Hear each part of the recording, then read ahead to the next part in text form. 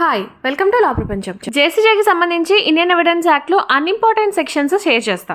Indian evidence అనేది heart లాంటిది, so చాలా వరకే సెక్షన్స్ అనేవి మనం చదవాలి. ఇందులో కొన్ని సెక్షన్స్ అవసరం లేదు, అవేంటో ఇప్పుడు నేను చెప్తా. అవి తప్ప మిగతా అన్ని కూడా ఇంపార్టెంటే. సెక్షన్ 3 లో ఇండియా దగ్గర నుంచి సబ్స్క్రైబర్ వరకు అవసరం లేదు.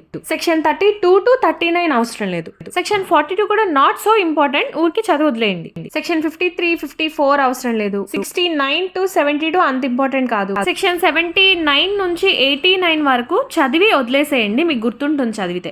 స్ట్రెస్ చేసి చదవాల్సిన అవసరం లేదు. Section 90 very very very important. Section 92, 94 to 96 అవసరం లేదు. సెక్షన్ 98, 100, సెక్షన్ 107, 109, 126 to 128, 135, 144, 146, 148, 150 to 153, 155, 158, 165, 166 అంత ఇంపార్టెంట్ కాదు. చాప్టర్ 8 చాలా చాలా ఇంపార్టెంట్. అందులో ఖచ్చితంగా బిట్స్ ఎక్స్పెక్ట్ చేయొచ్చు ఎగ్జామ్ లో. బర్డెన్ ఆఫ్ ప్రూఫ్ కి సంబంధించి మీరు ఖచ్చితంగా ఒక బిట్ ఎక్స్పెక్ట్ చేయొచ్చు. 137 కూడా చాలా చాలా ఇంపార్టెంట్. 113B ఎక్కువగా అడుగుతున్నారు ఎగ్జామ్స్ లో ఈ మధ్య, అది చూసుకోండి.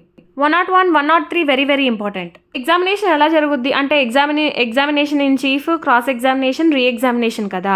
అందులో 4 ఆప్షన్స్ ఇచ్చి ఇందులో కరెక్ట్ ఆర్డర్ ఏది అని అడుగుతారు, అది చూసుకోండి. Primary evidence, secondary evidence that is 62, 63 గురించి కూడా ఎక్కువగా అడగచ్చు. 74, 75 నుంచి కూడా అడగచ్చు. సెక్షన్ 90 ఒకటి బాగా important. Chapter 3 very important. Admission that is section 17 and accomplice section 133 కూడా ఇంపార్టెంట్. ఎవిడెన్స్ యాక్ట్ అనేది చాలా ఇంపార్టెంట్ అండి ఎగ్జామ్ పాయింట్ ఆఫ్ వ్యూలో కానీ ప్రాక్టీస్కి వెళ్ళాలన్నా సరే. అందుకే మాక్సిమం సెక్షన్స్ అనేవి చదవాలి. All the best everyone.